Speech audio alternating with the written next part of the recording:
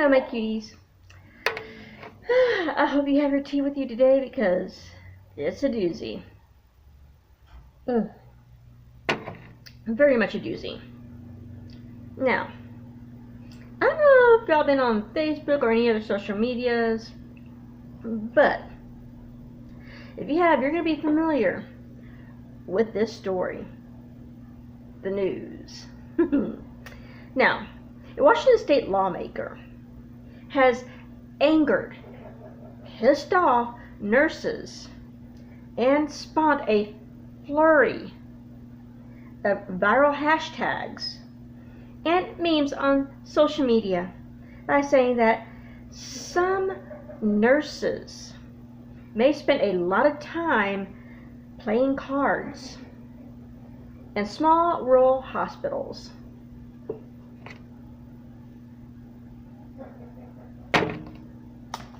Really? Really, Senator? Now, State Senator Maurren Walsh,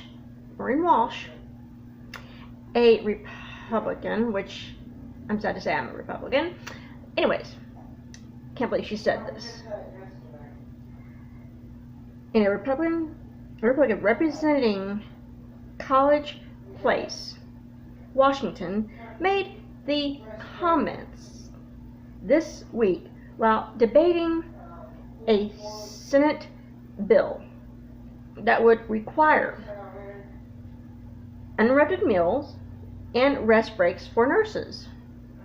The bill would also provide mandatory overtime protections for nurses. Now, Walsh wants an amendment that would exclude hospitals with fewer than 25 beds from the breaks. The Olympian reported on Friday. Now, small rural hospitals that literally serve a handful of individuals will have trouble staying open, and nurses in those settings probably play cards for a considerable amount of the day. Yeah, right. The newspaper quoted Walsh as saying, "The Washington State Nurses Association blog post about the comments drew so many readers Friday that the site literally crashed. The group called the comment disrespectful and patronizing," which I happen to agree. The hashtags hashtag Maurren Walsh and hashtag nurses play cards went viral on social media. Comedian Kathy Griffin joined the fray Friday, tweeting that her mother worked in a hospital. "Thank you for alerting me to a group that even I am not stupid enough to piss off. Ever," Griffin tweeted. Walsh told the Olympian on Saturday she regrets her comments, which were not intended to be malicious.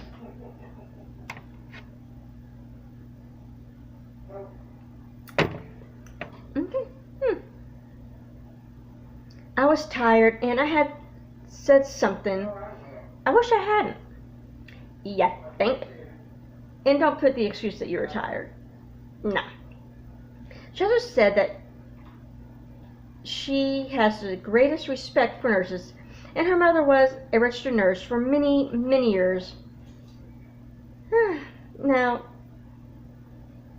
recruiting nurses to rural facilities already is difficult, and exempting them from laws requiring uninterrupted breaks and subjecting them to mandatory overtime would make recruiting more difficult, the Washington State Nurses Association said, which is true.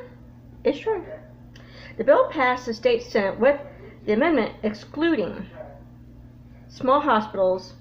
It had previously passed the House without the amendment. Now, the different House and Senate versions of the bill will have to be reconciled before being signed into law. Now, the bill specifically requires that nurses and some of the staff, such as surgical technologists and diagnostic radiologic technologists be provided uninterrupted meals and rest periods, except when there is an unforeseeable circumstance, which is almost all the time when somebody comes in from trauma, or when you have somebody that has trauma come in. Hello. If a rest break is interrupted before 10 complete minutes, an additional 10-minute break is required.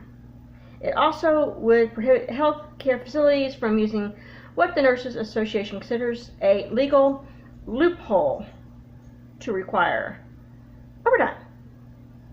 The association said it has tried to address the issues of skip breaks and mandatory overtime with individual contract bargaining and legislation, but the problem remains pervasive. Rest breaks are proven to address fatigue, which can lead to medical errors, it said. Yes. Breaks need to be had, but playing cards. Come on, Miss Walsh. Come on. Seriously. You're gonna piss off nurses? Seriously?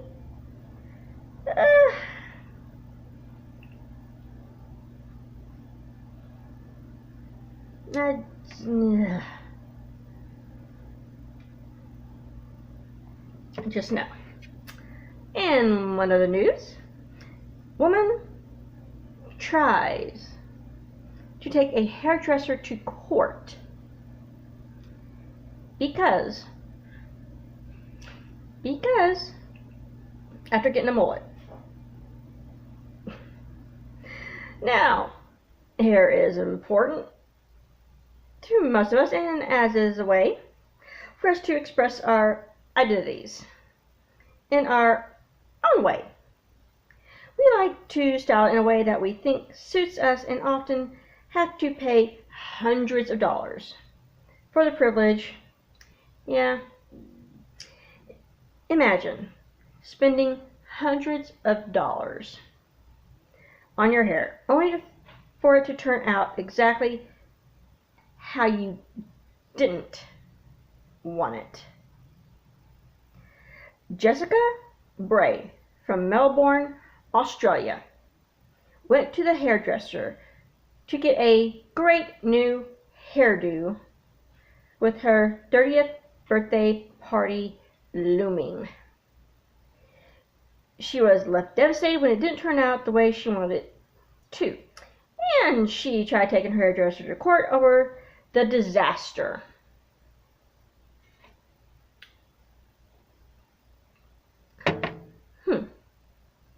Apparently she didn't want a mullet, but her hairdresser seemed to think it looked good.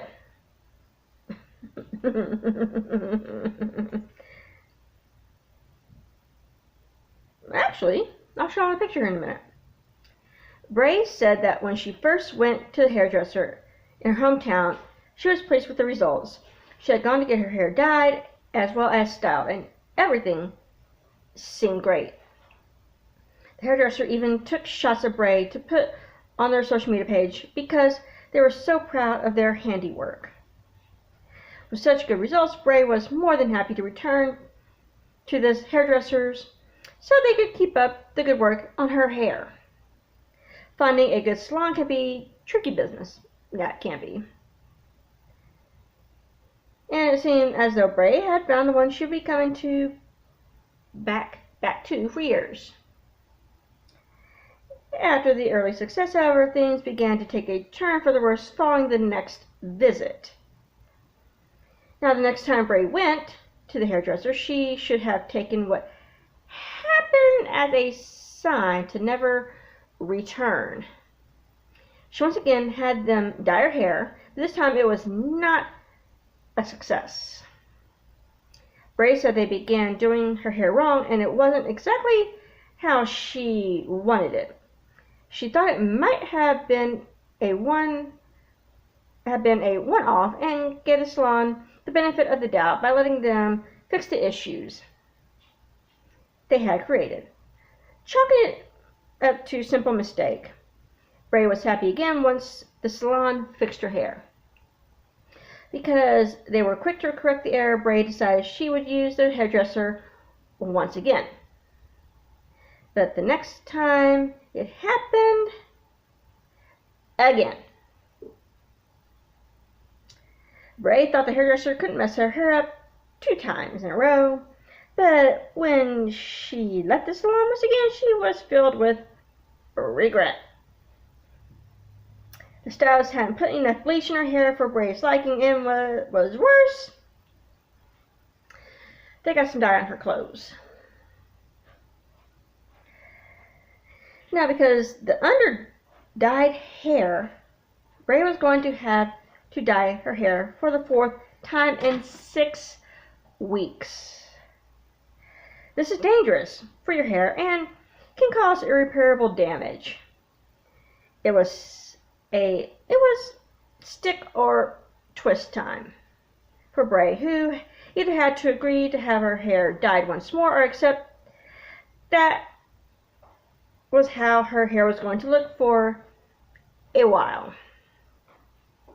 Now, the salon that Bray once had faith in was not up to the task of getting her hair how she wanted it. To try to find a quick fix, she went to another hairdresser to see if they could do a better job than what her hairstylist had done. That's a no-no. A very big no-no. But sometimes it can help. The stylist at the other salon was shocked to hear how Bray had been treated by her hairdresser, but was unable to offer her help, so desperately wanted. Because there was such a big risk of permanently damaging Bray's hair, the salon was not willing to touch it. They said they didn't know what the other salon had done, so it would have been best just to get them to fix it. More money. Bray headed back to her original hairdresser, most likely with little confidence they would be able to fix her hair once and for all. The hairdresser had 2 people working on her hair to get it done as fast as possible to cover her hair and dye. Then the stylist who worked on her hair went out the back for what seemed like forever. Bray noticed how long they had been gone and tested her hair by giving it a little tug. She was shocked to discover her hair came out of her head in her hands.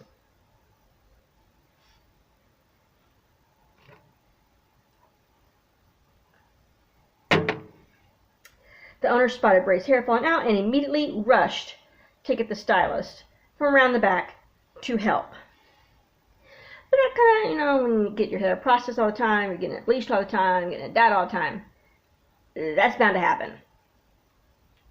Now, days later, there were still clumps of Bray's hair falling out, so much so that she said it clogged up the drain in her shower. Bray wrote a letter to the salon explaining what they had done to her and agreed to compensate her for the damage caused.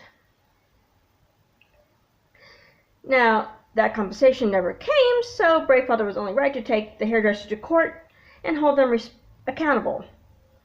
Now, she was left with low self-esteem and the feeling of humiliation because of what happened to her hair.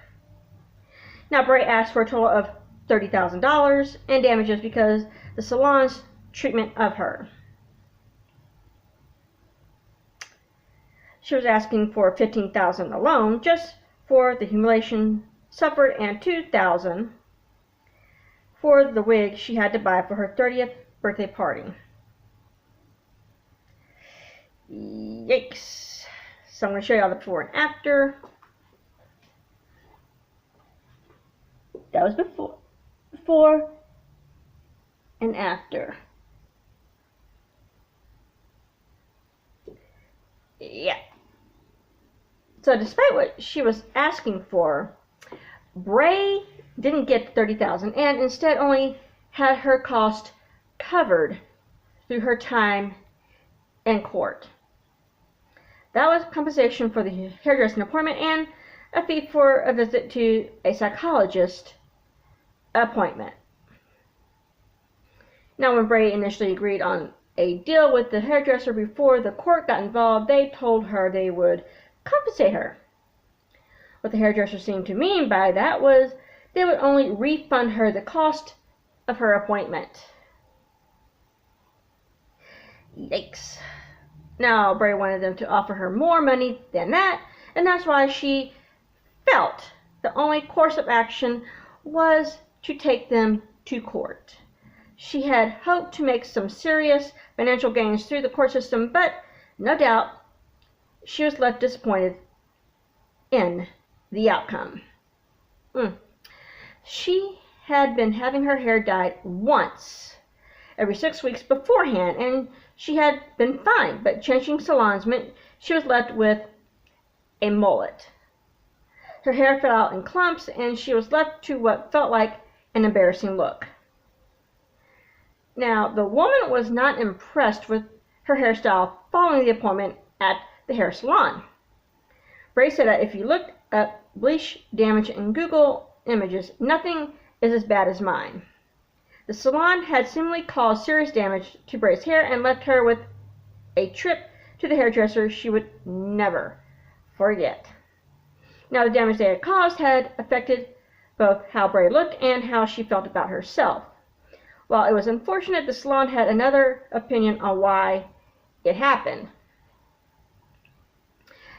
After admitting to having her hair dyed every month and a half for the past 13 years, the salon had another view on who was to blame for Bray's hair. They denied her claims and said that her hair was in such bad state because it had been bleached for years. Now, while Bray's hair might have been in poor condition, if they knew this beforehand, then perhaps they shouldn't have approached her head with more dye. It was a dispute for the court, as both sides were now washing their hands of any responsibility. Now, James Young, the salon's owner, said they would respect the decision of the Victorian Civil and Administrative Tribunal. It might have been tough to take because some blame was portioned to him. Now, but all Young could do at this point was put it behind him and move on. Now, the decision was made in court, but not everyone was happy with the verdict. Bray got far less than she was hoping for, and for her, the experience was not yet over. Bray wanted to leave the court with $30,000 in damage. In the words of Judge Judy, "You're a moron. Sorry, honey, but you are." But that was not what she was awarded. She got $270 as compensation for the procedure that caused her hair to fall and the fee for her psychologist appointment. That was a long way from what she was expected, and Bray admitted she was considering an appeal. After all, if she genuinely believed that this end had been so damaging to her hair, she wouldn't have been happy she wouldn't be happy, can't talk today, just to have her money back, and further compensation would be required. Now, Danica Bojan was a member of the tribunal and gave some of her thoughts on how the trial panned out. Bojan thought that Bray's claims for $30,000 in compensation were excessive and without justification. I'd have to agree. Now, it seems that if Bray had trouble finding sympathy inside the courtroom, she was never going to get the enormous fee of money she was hoping for. Perhaps if Bray asked for a more reasonable amount of money in the eyes of the court, she could have left the trial that day feeling satisfied with the outcome. Yeah, $30,000? Nah. Now, Miss Bijan did do what she thought was right for Bray. In the court, though, she ruled that Young's salon had breached consumer law as they didn't provide Bray with the skill and due care she should have had. If the salon knew the possibility of further damaging Bray's hair, then they should take some responsibility for her hair falling out. For this reason, the salon shouldn't deny their involvement in the damage caused to Bray's hair, considering their defense was that her hair was damaged before they even touched it. Yeah. Now, considering the outcome of the trial, Bray felt as though she hadn't been given a fair trial. Seriously, just be happy you got the money. Compensated for the money, $270, I'd be happy. Because she didn't get the result she had been hoping for. Bray admitted she would consider launching an appeal and seek a better ending. It ain't gonna happen. It ain't gonna happen. Her hair didn't magically grow back once the trial was over and done with, so she still had to find a way to fix it. Wigs, that's what they have wigs for. She would need the help of a top stylist that was going to cost a lot to put it right. Now, Bray would need every penny she earned from that trial. She was out of work at the time. She has skills as a retail worker, but said she wouldn't be applying for any jobs when her hair remains in the condition the salon left it in. Wigs. Wigs. Now, the mullet, as she described it, would lead to her being rejected by any potential employers, or at least that's how Bray felt about the situation. She feared being turned down for jobs based on her appearance, so she refused to apply for any. When speaking about her potential future employment, Bray said that looks matter, which they do, even if people didn't want to agree that they do. She thinks that the hair plays a big part in how people look, and it's a huge deal to a woman. Being a woman here, I agree with her. But if you're going to be bleaching your hair every 6 weeks, getting it done, getting it colored, whatever, that's the result you're going to get. Sorry, honey. Now, this hair salon disaster was affecting Bray more than the courts seemed to believe, and that's why she was still considering an appeal. Her quest for justice hadn't yet been completed and wouldn't be until her hair returned to normal when she could get on with her life. In defense of his work, the salon owner, James Young, did say that he thought the work they had carried out on Bray was good. The first time, yes. He noted that the hairdressing is like an art. It's subjective. Young said that while he thought the hairstyle was good, he could understand that the client may not like it. Bray didn't like what the salon had done to her and shared a picture showing that 2 times she left there she had yellow roots before it began falling out, which I can kind of see there in a way from what she's seeing there. So maybe, I don't know. Now, BrayToldNews.com, Australia, that I guess they told her to shave her head and get a wig. I'm gonna double check this though. Hold on. I'll be right back. Yeah, they told her to shave her head. So, I mean, that's what I would have done. That's just me. I mean, you're not gonna get your money back. Or you got what you put into it back. but you're not gonna get the 30,000. I would just shave my head, get a wig, and there you go. I hope you guys enjoyed this video. If you did, smash that like button. Now to subscribe, hit that subscribe button and hit that notification bell so you know when my videos go up and if I go live. Love you guys. Smooches and hugs. Bye.